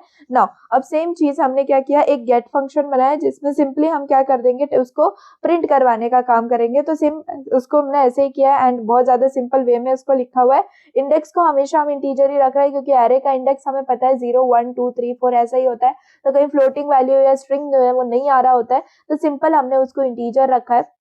मेन फंक्शन में भी हम आएंगे ना, तो जब हम एरे को बना रहे होंगे तो एरे को बनाने के लिए देखो यहाँ पे एरे मेरा क्लास है, तो मैंने एरे क्लास को यहाँ पे बुला लिया एंड यहाँ पर सिंपली इंटीजर जो है मैंने पास किया for what your index and 5 मैंने पास की मेरी वैल्यू एंड इंट एरे के अंदर मैंने उस इंट एरे जो है वो मेरा ऑब्जेक्ट बन गया एंड उसके लिए अब मैं सेट फंक्शन को कॉल कर रही हूँ एंड यहाँ पर मैं गेट फंक्शन को कॉल कर रही हूँ। तो पहले तो ये सेट हो जाएगा एंड देन ये गेट मतलब हमें डिस्प्ले में मिलेगा, तो बेसिकली ये जो है हमें मिल गया। ठीक है, सो ये जो है आपका क्या है, ये है आपका नॉन टाइप पैरामीटर्स। तो नॉन टाइप पैरामीटर्स कुछ भी नहीं है, आप सेम एग्जांपल एक्सप्लेन कर सकते हो। सिंपल आपको ये बताना है कि नॉन टाइप पैरामीटर्स जो है वो क्लास टेम्पलेट्स में यूज होते हैं and they allow specifying fixed values like array size और लिमिट्स। ठीक है, तो ये सब हमने कर लिया। Now the next topic is templates and friends. इसमें एक्सप्लेनेशन के अंदर क्या आ जाएगा, पहले तो फ्रेंड फंक्शंस के लिए हम मतलब फ्रेंड फंक्शंस एंड टेम्पलेट्स को अगर साथ में डील करना है तो कैसे करेंगे, तो friend functions can be declared inside a class template to access private members. हमें पता है कि हम फ्रेंड फंक्शंस को क्यों यूज करते हैं, ताकि जो क्लास के अंदर प्राइवेट फंक्शन है वो जो है हम जो मतलब पूरे प्रोग्राम में जहां भी हमें चाहिए वो हम यूज कर सकते हैं। एंड मैंने ये आपको बहुत अच्छे से एक्सप्लेन किया हुआ है प्रीवियस यूनिट्स के अंदर कि फ्रेंड फंक्शन को यूज कैसे किया जाता है। तो बेसिकली उसी को यूज करके हम उसको कैसे मतलब टेम्पलेट के अंदर यूज कर सकते हैं। तो सिंपल हमें पता है friend function we are always using in class, तो डेफिनेटली क्लास आएगी हमारी, लेट से वही बॉक्स हमारी क्लास है एंड टी डेटा हमने इसके अंदर रखा है। जो डेटा है वो क्या है हमारा जेनरिक है, why because I am using T over here which is my template. Now public के अंदर मैंने क्या किया, मैं उसको कर रही हूँ इनिशियलाइज, तो टी डी यानी कि मैंने उसको क्या कर दिया, डी भी मैंने एक वेरिएबल बना दिया जिसकी वैल्यू जो है वो मेरे डेटा के अंदर आ रही होगी एंड सिंपली मैंने क्या कर दिया, डी की वैल्यू असाइन कर दी डेटा को। अब मैं जो है ना फ्रेंड फंक्शन बना रही हूँ, तो फ्रेंड वॉइड शो आएगा मेरा। हमने जो फंक्शन बनाया है इसके अंदर जो कि शो करने के लिए है बेसिकली, उसको हमने क्या कर दिया, फ्रेंड फंक्शन बना दिया, ताकि अब ये जो डेटा है ये तो प्राइवेट है ना, इसका मतलब यहाँ पे कुछ लिखा नहीं है बाय डिफॉल्ट ये प्राइवेट है, तो हमने क्या कर दिया, इसको जो है हमें एक्सेस करना है एंड मुझे इसको शो करना है बी डॉट डेटा के फॉर्म में। तो बेसिकली ये क्या कर दिया मैंने, सिंपल वॉइड शो जो फंक्शन है मेरा उसको मैंने फ्रेंड फंक्शन बना दिया एंड मेन फंक्शन में आके अब जब मैं बॉक्स का क्या करूंगी, मैं उसका ऑब्जेक्ट बनाऊंगी एंड जो भी वैल्यूज मैं पास करूंगी, तो जब मैं इस शो फंक्शन को कॉल करूंगी as it is the friend function and ये इसको क्या कर रहा है, इसके जो डेटा है इसको एक्सेस कर पा रहा है, तो एट द एंड मुझे मेन फंक्शन में भी मेरा जो प्राइवेट मेंबर है वो मुझे यहाँ पर शो हो रहा होगा। That is the speciality of friend function and friend access के अंदर मुझे मिल गया क्या, 100। ठीक है, सो ये चीजें होती हैं, मतलब फ्रेंड को हम कैसे फ्रेंड फंक्शन को यूज कर सकते हैं टेम्पलेट में, that is the thing which we understood today. Now generic functions क्या होते हैं, तो जेनेरिक फंक्शंस हमने समझे ना कि जेनेरिक फंक्शन क्या करता है, ऑपरेट करता है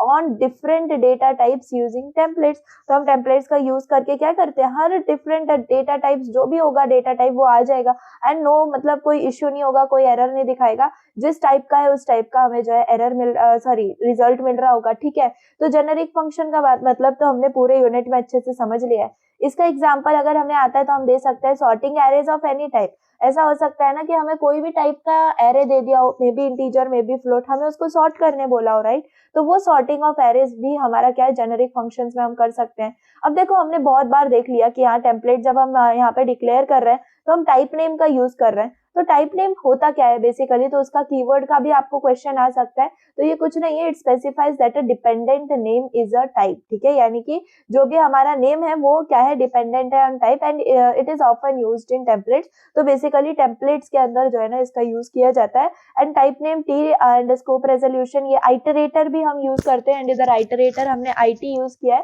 तो ये सिंपली स्पेसिफाई कर रहा है क्या, that iterator is a type of T. ठीक है, यानी कि जो भी आइटरेटर हम यहाँ पर ले रहे हैं वो किसके टाइप का है, टी टाइप का है, जो कि हमारा टेम्पलेट है। That's it. ठीक है, टाइप नेम के अंदर जस्ट इतना ही है एंड आप चाहो तो इसके अंदर और थोड़ा सा पढ़ सकते हो टाइप नेम कीवर्ड के अंदर क्या है। अगर इसके क्वेश्चंस होंगे तो डेफिनेटली मास्टर सॉल्यूशंस में आपको इसका आंसर परफेक्टली मिल जाएगा। Now the last thing is what your export keyword. तो एक्सपोर्ट कीवर्ड अभी तो अगर आप रन करके देखोगे तो C++ आप जो है अगर मॉडर्न कंपाइलर्स आप यूज कर रहे हो तो ये जो है आपको एरर दिखाएगा। क्यों? क्योंकि इसको निकाल दिया है मॉडर्न C++ से, लेकिन स्टिल ये हमारे सिलेबस में, क्योंकि हमारा सिलेबस ही ओल्ड है तो ठीक है, अगर आप चाहो तो इसको लिख सकते हो। मतलब आ सकता है क्वेश्चन, मतलब टाइप नेम के लिए आएगा तो आपको एक्सपोर्ट कीवर्ड का भी एक्सप्लेन करने आ सकता है। सो बेसिकली एक्सपोर्ट कीवर्ड को हम कैसे एक्सप्लेन करेंगे, तो basically it is introduced in C++ for separating template definitions from declarations in a separate file. यानी कि जो टेम्पलेट डेफिनेशंस है ना और जो उनका डिक्लेरेशन है वो हम क्या कर रहे हैं, सेपरेट करना चाह रहे हैं, एंड वो होता है हमारे एक्सपोर्ट कीवर्ड के साथ। तो एक्सपोर्ट कीवर्ड कुछ भी नहीं, जस्ट हम जो पूरा टेम्पलेट का एग्जाम्पल लिखते हैं ना, हमारा जो फंक्शन वाला लिखते हैं, बस उसके सामने आपने बस सिर्फ एक्सपोर्ट जो है वहां पर लिख लेना है। इसका मतलब ये क्या कर लिया, हमने डिक्लेयर कर दिया एक टेम्पलेट को विद एक्सपोर्ट। ठीक है, तो जस्ट हमने इसको क्या कर लिया, एक्सप्लेन कर लिया, एंड बस सभी चीजें हमने वैसे ही रखी है। हमने यहाँ पे इंटीजर लिया, यहाँ पर क्या लिया, कैरेक्टर ले लिया है। ठीक है, तो बस इतना सिंपल है ये। एंड एक्सपोर्ट कीवर्ड क्या करता है, ये अलाउ करता है separating template declarations and definitions in different files और even within the same file. ठीक है, so here the declare function is declared display function is declared and marked as export so that its definition can be linked properly। ठीक है, so बस हमने इसको क्या कर लिया, जस्ट यहाँ पे एक्सपोर्ट कीवर्ड हमने ऐड कर दिया एंड इट इज डन। ठीक है, मॉडर्न अल्टरनेटिव जिसमें हम एक्सपोर्ट कीवर्ड का यूज नहीं करते हैं, तो सिंपल हम अपना जो फंक्शन है वो सिंपल ऐसे ही मैनर में लिख रहे होते हैं। एक्सपोर्ट को हम जो है ना यहाँ पर यूज नहीं करते। ठीक, तो ये सिंपल जो है हमारा प्रोग्राम हो जाता है। तो बेसिक यही है और कुछ भी नहीं। तो जैसे हमने फंक्शन के लिए एग्जांपल लिखा था, सेम फॉर्मेट में यहाँ पर हमने दिखा दिया, जिसमें जस्ट हम एक्सपोर्ट का जो है ना यहाँ पर यूज नहीं कर रहे हैं। So that's all. ये कीवर्ड्स के ऊपर क्वेश्चन आ सकता है, type name and export keyword, so we can just explain it and that's all. हमारा जो यूनिट है वो यहाँ पे कवर होता है ना। जस्ट जल्दी से समराइज करते हैं कि हमने क्या क्या पढ़ा, कौन से टॉपिक्स पढ़े। तो जल्दी से देखो, एक्सेप्शन हैंडलिंग एंड टेम्पलेट्स, ये हमारा नेम था यूनिट का। तो देखो, सबसे पहले हमने फंडामेंटल्स के बारे में पढ़ा, mechanism to handle run time errors और exception without crashing the program. तो हमारा मेन मकसद यही है कि हमारा जो प्रोग्राम है वो रन टाइम एरर्स नहीं शो करना चाहिए, हमारा प्रोग्राम क्रैश नहीं होना चाहिए। सो बेसिकली उसके लिए हमने पूरा एक्सेप्शन हैंडलिंग का जो कॉन्सेप्ट है वो पढ़ा है। हमारे पास 3 कीवर्ड्स है जिसके ऊपर हमारा पूरा एक्सेप्शन हैंडलिंग वर्क करता है, ट्राई, कैच और थ्रो। तो ट्राई ब्लॉक के अंदर हम क्या करते हैं, उसको लिखते हैं जिसका एक्सेप्शन थ्रो हो सकता है, यानी कि वो एक्सेप्शन शो कर सकता है। और कैच के अंदर हम क्या लिखते हैं, that this block handles the exception. Basically जो एक्सेप्शन होगा वो कौन कैच करता है, तो कैच ब्लॉक कैच करता है, एंड उसको थ्रो करने वाला कौन होता है, थ्रो ब्लॉक होता है, which is used to raise an exception. Now error handling techniques के अंदर हम क्या करते हैं, यूज करते हैं रिटर्न कोड्स को। ये एक्स्ट्रा एरर हैंडलिंग टेक्निक्स है, एंड डेफिनेटली हम ट्राई कैच ब्लॉक के बारे में पढ़ रहे होते हैं। ना सिंपल एक्सेप्शन हैंडलिंग के अंदर प्रोग्राम्स जो हमें एक्सपेक्टेड होता है वो होता है डिवाइड बाय जीरो एक्सेप्शन वाला प्रोग्राम। ऑल्सो हैंडलिंग इनवैलिड इनपुट्स के अंदर भी हम इसको यूज कर सकते हैं। मल्टीपल कैच ब्लॉक के लिए हमने पढ़ा था, हमने कोड भी करके देखा था। So this allows catching different types of exceptions, यानी कि ऐसा नहीं है कि हमेशा एक ही टाइप या फिर एक ही मतलब ऐसा प्रोग्राम हो सकता है या एक ही कॉन्सेप्ट हो सकता है जो कि एक्सेप्शन शो करे। हमारे पास डिफरेंट टाइप्स ऑफ एक्सेप्शंस हो सकते हैं with in a same programme, तो हम उसको मल्टीपल कैच ब्लॉक्स के अंदर यूज करते हैं, जिसमें हम सेपरेट कैच ब्लॉक को यूज कर रहे होते हैं। रीथ्रोइंग एक्सेप्शन भी हमारा इंपॉर्टेंट टॉपिक है। इसमें हम क्या करते हैं, वापस से एक्सेप्शन को थ्रो करते हैं एंड वो वापस से जाके मेन प्रोग्राम में जाके कैच हो रहा होता है, राइट। देन एक्सेप्शन स्पेसिफिकेशंस के बारे में हमने पढ़ा, use to specify the type of exceptions a function might throw, जो कि बेसिकली अब मॉडर्न C++ में से रिमूव हो चुका है।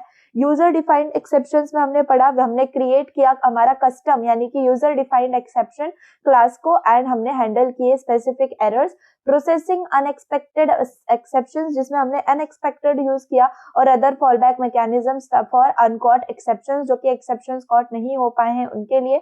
Constructor, destructor and exception handling. So constructor destructors के अंदर भी हमने देखा कि एक्सेप्शंस हम कैसे थ्रो कर सकते हैं, मैंने आपको प्रोग्राम भी बताया।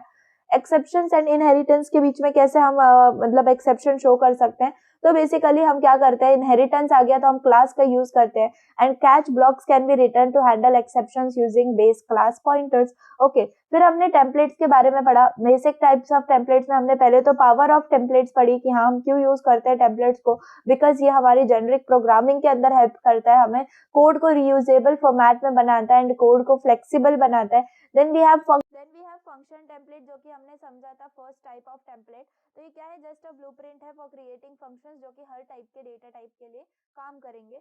देन हमने ओवरलोड भी किया फंक्शन टेम्पलेट्स को, हमने उसका भी एग्जांपल देखा।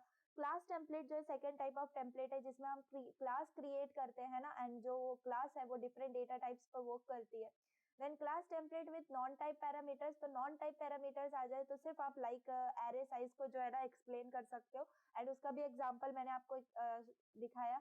देन टेम्पलेट्स एंड फ्रेंड्स के बारे में हमने पढ़ा, तो फ्रेंड जो है वो बेसिकली क्लास में यूज होता है फ्रेंड फंक्शन, तो हमने क्या किया, क्लास टेम्पलेट्स बनाई जिसमें हम फ्रेंड फंक्शन को लिख रहे हैं एंड वो एक्सेस कर पा रहा है प्राइवेट मेंबर्स को, तो उसके अंदर भी हमने टेम्पलेट्स का यूज किया।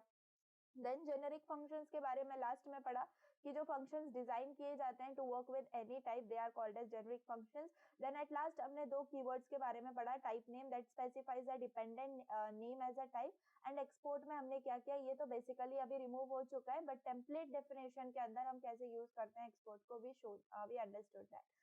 Now these are the important questions जो कि लाइकली हमें पूछे जा सकते हैं एग्जाम्स में। तो आपने अब जो है ना, अब आप टिक करो या फिर आप ऐसे दिमाग में सोच सकते हो कि हाँ मैं ये क्वेश्चन आता है तो मैं हैंडल कर सकती हूँ, ठीक है, तो क्योंकि हमने पूरा यूनिट जो है वो पढ़ लिया है। तो क्वेश्चन आ सकता है to define exception handling and why is it important in programming, तो ये आप यहाँ पे लिख सकते हो। Then list the keywords used in exception handling, तो कौन से कीवर्ड्स हैं, ट्राई, कैच, आपका थ्रो, ये सारे कीवर्ड्स है जो डेफिनेटली एक्सेप्शन हैंडलिंग में पूछे जाते हैं, मतलब हम लिखे जाते हैं, तो बेसिकली इस पे भी क्वेश्चन आ सकता है। डिफरेंस बिटवीन थ्रो कैच पर भी एक क्वेश्चन आ सकता है। देन लॉन्ग क्वेश्चंस में अगर देखें, so explain the basic structure of exception handling, जिसमें आपको एक एग्जांपल के थ्रू एक्सेप्शन हैंडलिंग को जो आपने एक्सप्लेन करना है। देन आपको देखो ये भी क्वेश्चन मैंने बोला है डिवाइड बाय जीरो एक्सेप्शंस वाला क्वेश्चन, तो ये इंपॉर्टेंट है। एंड मल्टीपल कैच ब्लॉक वाला क्वेश्चन भी इंपॉर्टेंट है। एंड रीथ्रोइंग ऑफ एक्सेप्शन जो कि यहाँ पर लिखा है मैंने, वो भी आपका बहुत इंपॉर्टेंट है। यूजर डिफाइंड एक्सेप्शंस के ऊपर भी क्वेश्चन आ सकता है, एंड आपको बोला जाता है कि आप डिमॉन्स्ट्रेट करो एंड आप प्रोग्राम लिखो एंड जिसमें आप यूजर डिफाइंड एक्सेप्शंस का यूज करो। देन यहाँ पर रीथ्रोइंग ऑफ एक्सेप्शन, ये वाला भी क्वेश्चन मैंने आपको बताया। Describe the exception handling with constructor and destructors, provide an example, तो ये भी क्वेश्चन आ सकता है। तो ये जो है ना मेन क्वेश्चन है जो कि आपके एक्सेप्शन हैंडलिंग से आ सकते हैं। टेम्पलेट्स की बात करें, so what is a template in C plus plus, why is it useful, ये क्वेश्चन आ सकता है। And then difference between function and class templates भी आ सकता है, तो जिसमें आप एग्जांपल भी शो कर सकते हो। Then what is the role of type name keyword in template, जो कि हमने अभी देखा, तो वो भी आप लिख सकते हो। तो शॉर्ट क्वेश्चंस में ये आ सकते हैं। लॉन्ग क्वेश्चंस में बात करें तो explain function templates with an example program, then write a program to demonstrate overloading of function templates. तो देखो सारे कॉन्सेप्ट्स जो है वो हमने पढ़ लिए हैं, तो जस्ट अब आप क्वेश्चन देखोगे तो आपको बहुत ज्यादा अच्छा लगेगा कि हाँ मैं कर सकता हूँ ये क्वेश्चन को ना। ये भी क्वेश्चन देखो, how are non type parameters, जिसमें हम एरे साइज को एक्सप्लेन करेंगे, used in class templates with the help of example is necessary. Then describe the relation between templates and friend functions, जो भी अभी हमने पढ़ा था। Then advantages of templates over traditional programming, तो एडवांटेज यही है क्या कि हम डिफरेंट डेटा टाइप्स पर सिर्फ एक सिंगल प्रोग्राम से वर्क कर सकते हैं। We don't have to write more than one exam और program like for any integer और फ्लोट, हम अलग अलग एग्जाम्पल या प्रोग्राम नहीं लिखेंगे। The only one single program will be dedicatedly for all of the data types. Now what was the purpose of export keyword in C++? Why was it deprecated? तो ये भी question आपको आ सकता है। Important programmes अगर देखें, so write a program to handle and divide by zero exception using try catch, तो ये इंपॉर्टेंट प्रोग्राम है। Create a class template for generic stack and perform operations on it, तो इसको आप अवॉइड कर सकते हो, इट इज नॉट इम्पॉर्टेंट।